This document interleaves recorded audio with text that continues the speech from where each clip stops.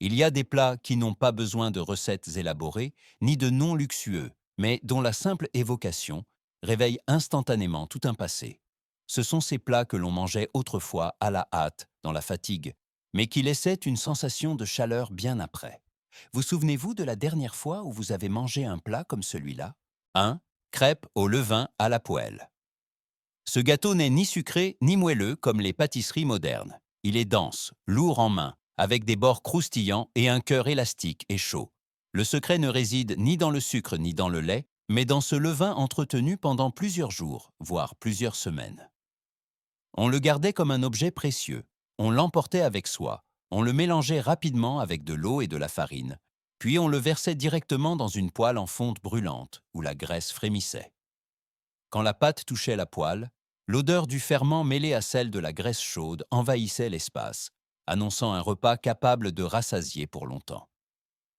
Dans les anciens relais, ce type de galette pouvait apparaître à n'importe quel moment de la journée. Pas d'horaire, pas de rituel. Parfois accompagné de mélasse, parfois d'un peu de jus de fruits en conserve, chose rare, et souvent de rien du tout. Mais étrangement, on s'en souvient encore. Est-ce ce goût légèrement acide qui rendait les gens plus alertes? Ou cette sensation de mordre dans quelque chose fait non pas pour plaire, mais pour survivre? Si on le posait devant vous aujourd'hui, le trouveriez-vous grossier? Ou y verriez-vous tout un temps perdu? 2. Haricots mijotés au lard poêlé. C'est un plat qui n'a pas besoin d'introduction sophistiquée, car un simple regard suffit pour comprendre sa raison d'être. Un bol de haricots onctueux, mijotés pendant des heures à feu doux, si tendres qu'ils s'écrasent au moindre contact de la cuillère. Au-dessus, des tranches de lard épaisses, saisies dans leur propre graisse jusqu'à ce que la surface soit dorée et légèrement croustillante, tout en restant grasse et savoureuse à l'intérieur.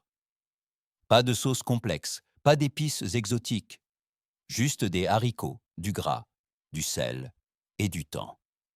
Ce plat était présent presque toute la journée dans les vieilles auberges, car il était bon marché, rassasiant et toujours prêt. Quand les ingrédients abondaient, on y ajoutait des oignons, un peu de mélasse ou du saindoux pour plus d'onctuosité. En période de disette, les haricots et le gras suffisaient amplement. Le mangeur n'avait besoin ni de couteau ni de protocole, juste d'une cuillère et de quelques minutes de silence. Une fois fini, on sentait la force revenir, assez pour continuer une longue journée. Est-ce cette simplicité même qui ancre ce plat dans la mémoire? Ou parce qu'il représente une époque où manger n'était pas un plaisir, mais une nécessité pour survivre?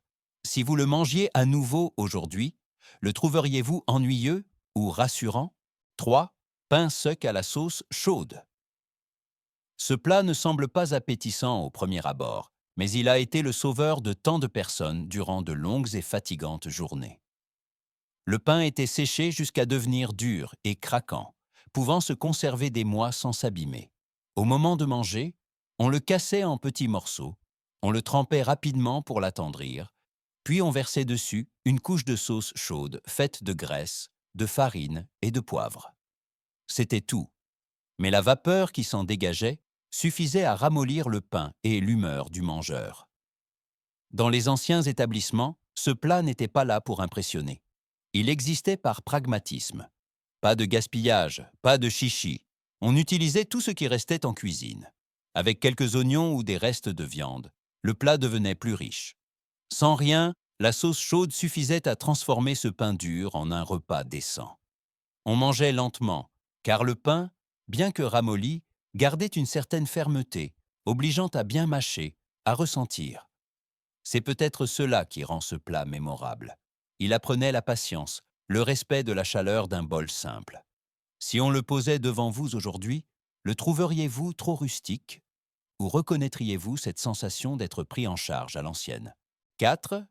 Biscuit, chaud, nappé, de mélasse. Il y a des moments où l'on n'a pas besoin de viande ni de plats salés, mais simplement de quelque chose d'assez chaud et sucré pour retrouver l'équilibre. Ce biscuit est né de ces instants-là. Fait de farine, de graisse et de sel, sans levure, sans artifice, il était cuit rapidement à la poêle ou dans un four clos jusqu'à ce que l'extérieur soit croustillant et l'intérieur tendre et feuilleté. À peine sorti du feu, on y versait une mélasse sombre, épaisse, coulant lentement pour imprégner chaque interstice du biscuit.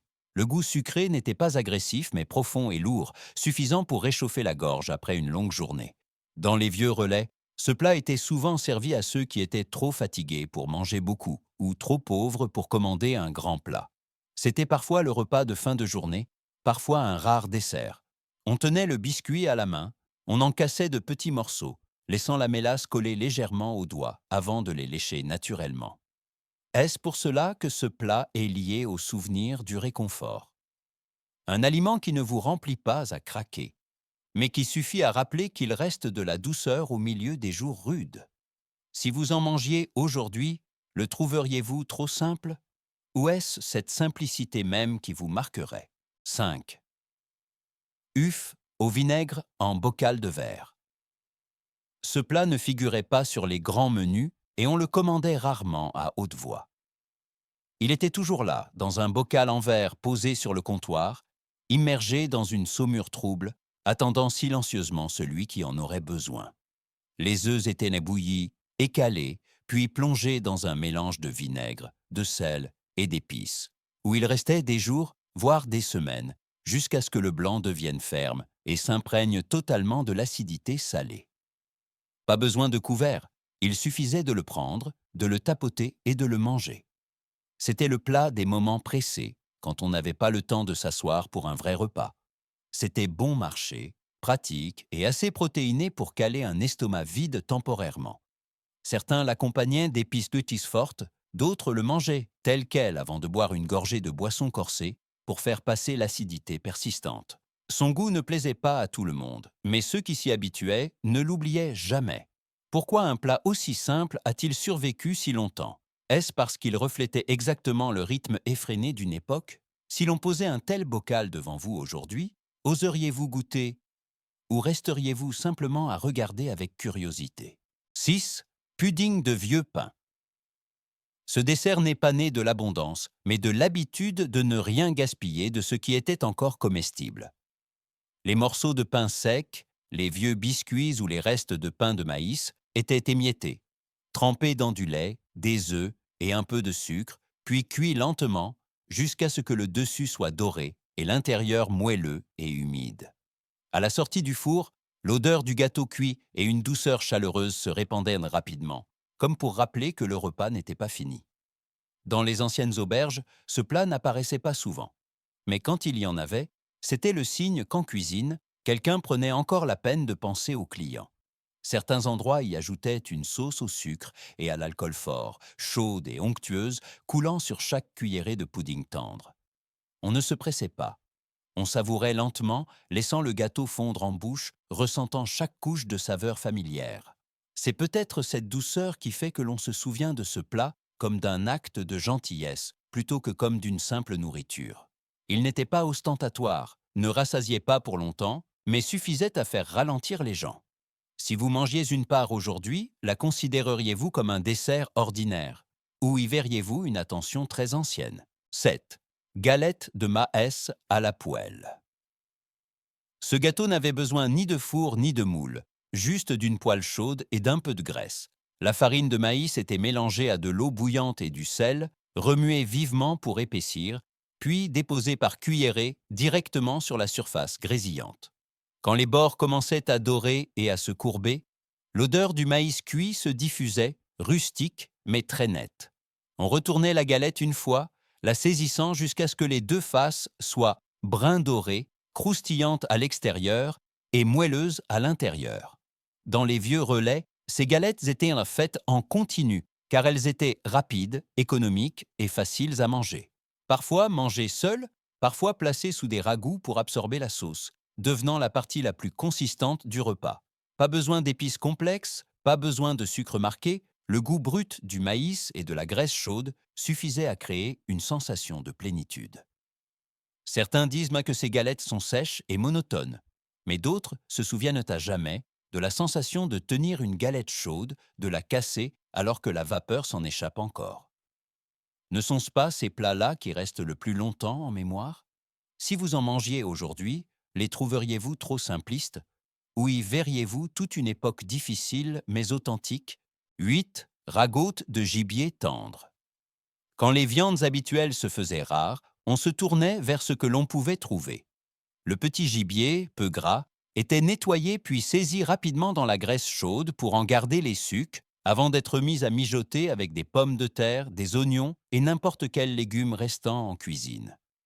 La marmite était close, posée sur un feu doux pendant des heures, jusqu'à ce que la viande s'effiloche et que le bouillon devienne riche et onctueux.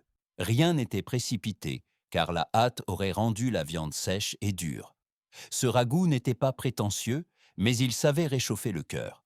Dans les anciennes auberges, il était servi à ceux qui avaient traversé des jours épuisants et qui avaient eu besoin de quelque chose de léger, mais nourrissant.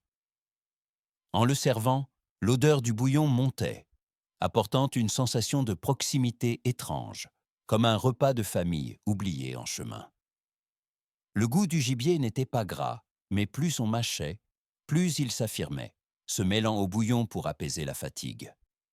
C'est peut-être pour cela que ce plat n'était pas fait pour la curiosité, mais pour ceux qui avaient vraiment faim. Si vous mangiez un tel bol aujourd'hui, le trouveriez-vous fade? Ou reconnaîtriez-vous cette sensation de revenir dans un lieu très ancien, neuf, viande séchée et fumée, prête à consommer? Ce plat n'avait besoin ni de cuisine, ni de vaisselle, ni même de s'asseoir. Des lanières de viande étaient coupées finement, marinées avec du sel et des épices simples, puis séchées ou légèrement fumées, jusqu'à perdre toute humidité, tout en conservant un arôme puissant. En main, la viande était coriace et ferme. Il fallait mâcher lentement, longtemps, pour que chaque fibre s'assouplisse en bouche. Ce n'était pas un inconvénient, mais une partie de l'expérience. Dans les vieux relais, la viande séchée était toujours prête, facile à prendre, facile à vendre, et il y avait toujours quelqu'un pour en demander. Elle convenait à ceux qui voulaient juste grignoter rapidement ou emporter de quoi manger pour la suite du voyage. Ni chaude, ni tendre, mais offrant en retour une sensation de solidité, comme si chaque morceau contenait l'énergie de plusieurs jours de préparation. Certains disent que la viande séchée est trop dure, trop salée, mais ce sont ces caractéristiques mêmes qui en font un souvenir inoubliable. En mâchant, on avait le temps de réfléchir, de regarder autour de soi, d'attendre que la faim s'apaise. Ne sont-ce pas ces aliments lents qui obligent à s'arrêter au milieu d'une vie pressée? Si vous aviez un tel morceau de viande aujourd'hui, le reposeriez-vous ou mâcheriez-vous jusqu'à vous y habituer? 10. Tranches de polenta de maïs. Frites. Ce plat commençait par une marmite de farine de maïs cuite lentement avec de l'eau ou du lait, remuée sur feu doux jusqu'à devenir épaisse et lisse. Encore chaude, la pâte était versée dans un moule et laissée à refroidir pour figer en un bloc ferme. Au moment de manger, on la coupait en tranches épaisses, saisies à la poêle avec de la graisse chaude, jusqu'à ce que la surface soit dorée et croustillante, tandis que l'intérieur restait souple. Le simple grésillement dans la poêle annonçait que le repas était prêt. Dans les anciennes auberges, ce plat était destiné à ceux qui avaient donc besoin de quelque chose de bon marché et de tenant au corps. Certains endroits y versaient un peu de miel pour le côté sucré, d'autres se contentaient de graisse chaude et de poivre, préservant son goût rustique. On n'en avait pas besoin de beaucoup. Quelques tranches suffisaient à se sentir repu et au chaud. Chaque bouchée était un mélange de croquant et de moelleux, de simplicité et de patience. C'est peut-être pour cela que ce plat subsiste si longtemps dans la mémoire de beaucoup. Il n'était pas remarquable, n'attirait pas la curiosité, mais il était toujours là quand on en avait besoin. Si vous en mangiez aujourd'hui, le trouveriez-vous trop ordinaire? Ou reconnaîtriez-vous cette sensation de satiété réelle que peu de plats modernes procurent? Ces plats n'ont pas été créés pour impressionner, mais pour accompagner l'homme durant des journées longues et rigoureuses. C'est cette simplicité même qui les a fait rester si longtemps dans nos mémoires. Si vous vous êtes reconnu dans l'un de ces plats, n'oubliez pas de liker, de vous abonner à la chaîne et de partager vos émotions. Qui sait, vos souvenirs ressemblent peut-être à ceux de beaucoup d'autres personnes qui regardent cette vidéo.